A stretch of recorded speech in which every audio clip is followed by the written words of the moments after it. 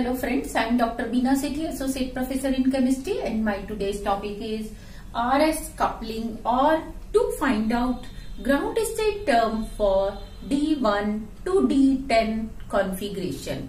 आज हम D1 से D10 तक कॉन्फ़िगरेशंस के लिए ग्राउंड स्टेट टर्म, सिंबल और टर्म फाइंड आउट करेंगे। इसमें हालांकि हम जानते हैं हर इलेक्ट्रॉनिक कॉन्फ़िगरेशन के लिए देयर आर मेनी टर्म्स, लेकिन उसमें से कुछ टर्म्स ऐसी होती हैं, माइक्रोस्टेट्स में से भी कोई एक ग्रुप ऐसा होता है जो कि लो एनर्जी रखता है, और आज हम डायरेक्ट उसी को फाइंड आउट करेंगे with the help of RS coupling. RS coupling को हम रसेल्स साउंडर्स कपलिंग भी कहते हैं। आप देखिए ये D1 कॉन्फ़िगरेशन है, तो D1 कॉन्फ़िगरेशन में इलेक्ट्रॉन को पहले हम कहाँ से फिल करेंगे, ml वैल्यू +2 से, तो ये +2 है। अब हम इसके लिए resultant spin angular momentum S find out करेंगे, फिर मल्टीप्लिसिटी 2s+1 फाइंड आउट करेंगे, देन L की value means orbital angular momentum, और इसी से हमें टर्म पता चलेगी कि हम उसे S से डिनोट करेंगे, P से, D से या F से। Then we will write term according to L, और साथ में हम लिखेंगे J की वैल्यू, वो L+S से L-S तक होगी। आप जानते हैं टर्म लिखते समय आपको क्या करना पड़ता है, मल्टीप्लिसिटी सुपरस्क्रिप्ट में लिखनी पड़ती है। तो ये एक टर्म लिखने का मेथड होता है कि हम 2s+1 मल्टीप्लिसिटी को सुपरस्क्रिप्ट में लिखते हैं, L को हम बिल्कुल मेन फ्रेम में लिखते हैं, और नीचे हम J वैल्यू को लिखते हैं सबस्क्रिप्ट में। तो अब हम 1 by 1 सबके लिए वैल्यूज काउंट करेंगे। जब इसके लिए ये +2 है तो स्पिन कितनी होगी, एक अनपेयर्ड इलेक्ट्रॉन है, half 2s+1 multiplicity 2। Next L कितना होगा, क्योंकि एक इलेक्ट्रॉन है, L1 2 है, तो कैपिटल L भी क्या होगा, 2 होगा। तो 2 के अकॉर्डिंग टर्म कौन सी बनती है, D, 0 के लिए S, 1 के लिए P और 2 के लिए D, SPD 0 1 2। नेक्स्ट मल्टीप्लिसिटी हम ऊपर लिखेंगे 2D, और नीचे हम क्या लिखेंगे, L+S से L-S तक की वैल्यूज। तो ये L है, ये +S है, तो क्या हो जाएगा 2 + हाफ मीन्स 5/2, 2 - हाफ मीन्स 3/2। और अब हम इसको 5/2 और 3/2 के बाद और आगे नहीं लिखेंगे, क्योंकि इसकी 5/2 मैक्सिमम वैल्यू है, 3/2 मिनिमम वैल्यू है। और वैसे भी आप देखिए जब ऊपर मल्टीप्लिसिटी 2 है तो इसकी J की टोटल वैल्यूज कितनी आएंगी, ओनली 2 आएंगी, तो ये 2 वैल्यूज आ गई। Next for D2 configuration, D2 configuration के लिए आप एक इलेक्ट्रॉन इधर फिल करेंगे, एक इधर फिल करेंगे, 2 में, और एक ml वैल्यू 1 में। तो इसकी स्पिन कितनी होगी, 1, हाफ + हाफ, क्योंकि कैपिटल S है तो दोनों का रिजल्टेंट स्पिन हम ऐड करके लिखेंगे। नेक्स्ट मल्टीप्लिसिटी इसकी होगी 3, और L की वैल्यू कितनी होगी, 3, 2 + 1 से 3 होगी, और 3 है तो टर्म कौन सी आएगी, F। मल्टीप्लिसिटी ऊपर लिखेंगे तो 3F, लेकिन J की वैल्यू हम सबस्क्रिप्ट में लिखेंगे। J क्या होगा, 3 + 1 से 3 - 1 तक, तो क्या होगा 4 3 2। तो आपके पास 3 टर्म आ गई, 3F4, 3F3, 3F2।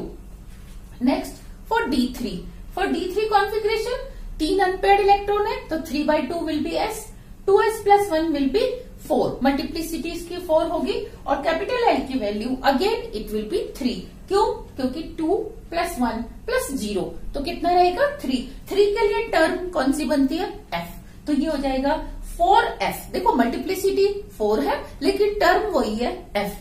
नेक्स्ट इसके लिए J वैल्यू क्या होगी, L+S से L-S तक, तो 9/2, 7/2, 5/2, 3/2, और क्योंकि मल्टीप्लिसिटी 4 है तो इसकी कितनी वैल्यूज आएंगी, J की ओनली 4 वैल्यूज आएंगी। नेक्स्ट D4 के लिए 1 2 3 4 इलेक्ट्रॉन फिल कर दिए, तो ये -1 में है, तो -1 और +1 कैंसिल हो जाएगा, 0 वैसे ही ऐड नहीं होगा, तो इसके लिए L की वैल्यू आएगी 2, और अनपेयर्ड इलेक्ट्रॉन कितने हैं, 4, तो half plus half plus half plus half से ये हो जाएगा 2 और नेक्स्ट ये आपकी वैल्यू रहेगी 2s + 1 मल्टीप्लिसिटी 5 और l की वैल्यू 2 से क्या होने वाली है टर्म 5d 5 मल्टीप्लिसिटी और da। नेक्स्ट j वैल्यू क्या होगी l + s मीन्स 2 + 2 से 2 - 2 तक, तो 5d4 5d3 5d2। Next D5 के लिए D5 में देखो +2 से -2 कैंसिल हो जाएगा, +1 से -1 और 0 वैसे ही ऐड नहीं होगा, तो इसके लिए L वैल्यू होगी 0 and because there are 5 unpaired electron तो S की वैल्यू होगी 5/2 और मल्टीप्लिसिटी होगी 6। तो टर्म क्या होती है 0 के लिए S और मल्टीप्लिसिटी 6, तो ये हो जाएगा 6s। अब देखो दो वेक्टर में से एक 0 है, L और S में से कोई भी चीज एक 0 है तो क्या होगा 0 ना तो ऐड होगा ना सब्ट्रैक्ट होगा, तो आपको इसकी वैल्यू मिलेगी 6s 5/2 क्योंकि यहाँ L की वैल्यू क्या है 0, चाहे इसकी मल्टीप्लिसिटी 6 है। देखो यहाँ ध्यान देने की बात है कि इसकी मल्टीप्लिसिटी 6 है तो इसकी क्या होनी चाहिए 6 वैल्यूज आनी चाहिए, लेकिन इसकी 6 वैल्यूज आती नहीं है।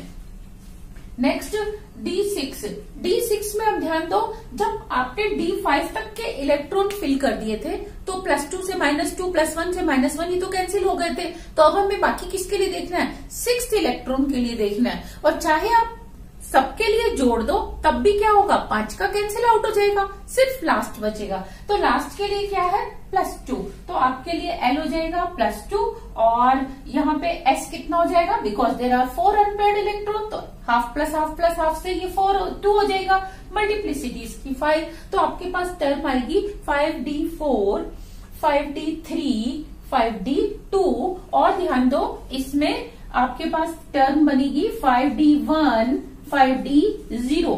सिमिलरली इसमें क्योंकि 2 + 2 से 2 - 2 तक है तो आपके पास टर्म आएगी 5d1 और साथ में आपके पास एक टर्म और भी आएगी वो होगी 5d0, क्योंकि जितनी मल्टीप्लिसिटी होती है नंबर ऑफ टर्म्स उतनी ही बनती हैं। नेक्स्ट D7 के लिए, D7 में देखो 5 तक तो कैंसिल हो गई थी ml की वैल्यू, लास्ट वाले 2 इलेक्ट्रॉन किसमें है 2 और 1 में, तो इसलिए L की वैल्यू हो जाएगी 3 और अनपेयर्ड इलेक्ट्रॉन 3 है तो कैपिटल S विल बी 3/2 और मल्टीप्लिसिटी विल बी 4, तो इसकी टर्म बनेगी 4f। 4f में J वैल्यू क्या होगी 3 + 3/2 से 3 - 3/2 तक, तो ये हो जाएगा 4f 9/2 4f 7/2 4f 5/2 4f 3/2, ये इसकी 4 वैल्यूज आपको मिलेंगी। सिमिलरली D8 के लिए, अब हम D8 के लिए कैलकुलेट करेंगे तो 5 का हम नहीं काउंट करेंगे, लास्ट 3 इलेक्ट्रॉन्स 2 + 1 + 0, तो आपको वैल्यू मिलेगी 3 और अनपेयर्ड इलेक्ट्रॉन 2 है तो capital S will be 1 multiplicity 3, तो इसका हो जाएगी term 3f4 3f3 3f2। Next D9 में जो लास्ट के 4 इलेक्ट्रॉन्स हैं उनकी ml वैल्यू काउंट करेंगे तो आपको मिलेगा 2 और साथ में जो मल्टीप्लिसिटी 2 होगी क्योंकि अनपेयर्ड इलेक्ट्रॉन कितना है 1, तो इसकी जो J वैल्यू होगी वो होगी 2d 5/2 और 2d 3/2 क्योंकि 2 + हाफ से 2 - हाफ तक होगी। लास्ट D10 में बिकॉज सारे ही इलेक्ट्रॉन पेयर्ड है, अनपेयर्ड इलेक्ट्रॉन 0 है तो मल्टीप्लिसिटी विल बी 1 ओनली और इनके लिए ml की वैल्यू काउंट करेंगे तो अगेन इट विल बी 0, तो देखो 0 में 0 ऐड करो चाहे 0 में 0 माइनस करो इट विल रिमेन 0 ओनली, तो आपको जो टर्म मिलेगी वो होगी 1s0। अब हमें ये पता चल गया कि D1 से लेके D10 तक के लिए टर्म्स इस तरीके से आती हैं। अब हम फाइंड आउट करेंगे इनमें से ग्राउंड स्टेट टर्म सिंबल कौन सा है। तो हमने देखा D1 से लेके D10 तक के कॉन्फ़िगरेशंस के लिए that many term symbols are possible. अब इनमें हमें फाइंड आउट करना होता है which one is least stable and which one is most stable. तो वो मैंने आपको बताया कि लेस देन हाफ फील्ड के लिए क्या होता है जो लोवेस्ट वैल्यू ऑफ J है वो स्टेबल होता है और मोर देन हाफ फील्ड के लिए जो मैक्सिमम वैल्यू ऑफ J है वो स्टेबल होता है। तो इस सीक्वेंस में D1 D2 D3 D4 D5 के लिए ये वाली टर्म्स जो है ये स्टेबल होंगी और जो D6 D7, D8, D9 है, इनके लिए हाईएस्ट वैल्यू ऑफ J की टर्म्स स्टेबल होती हैं। D5 की एक ही टर्म है, वही स्टेबल होगी। D10 की भी एक ही टर्म है, वही क्या होगी, स्टेबल होगी।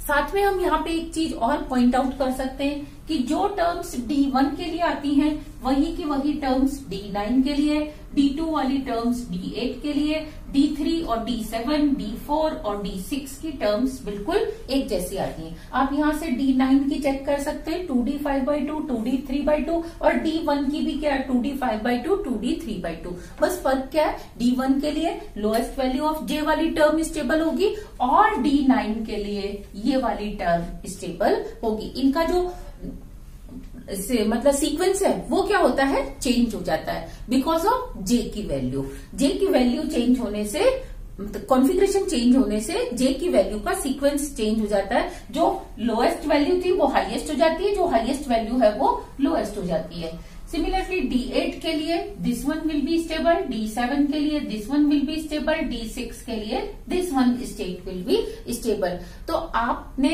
देखा कि अगर आपको D5 तक की फाइंड आउट करना आती है तो आप D6, D7, 8, D9 की आराम से कर सकते हैं। बाकी रहा D10 के केस में क्या है, इसके पास 5 अनपेयर्ड है, इसलिए ये 6s5/2 है, जबकि इसके पास 10 इलेक्ट्रॉन्स हैं और वो ऑल आर पेयर्ड, तो इसकी अनपेयर्ड इलेक्ट्रॉन 0 होने से इसकी टर्म होती है 1s0। तो इस तरीके से हम D1 से लेकर D10 तक के सारे आयंस की ग्राउंड स्टेट टर्म्स को with the help of RS coupling scheme find out कर सकते हैं। अच्छा, आप यहाँ पे एक और शॉर्ट ट्रिक मैं आपको बताती हूँ, उससे भी आप इसको फाइंड आउट कर सकते हैं। कैसे? दिस वन मोर थिंग कि जो टर्म्स D1 के लिए हैं, कौन सी, 2D5/2, 2D3/2, same terms D9 के लिए आती हैं।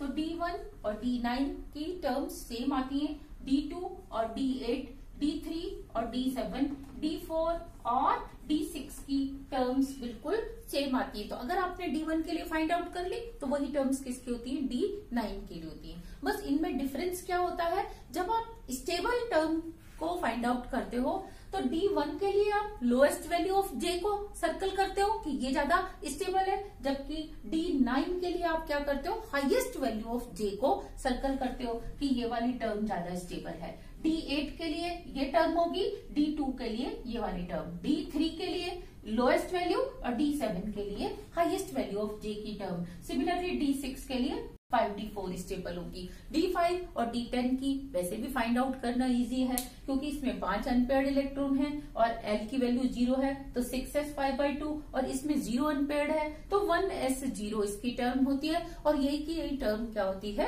स्टेबल होती है। इसको हम कहते हैं होल फॉर्मेलिज्म। ये जो मैकेनिज्म होता है इसका नाम होता है होल फॉर्मेलिज्म। कैसे?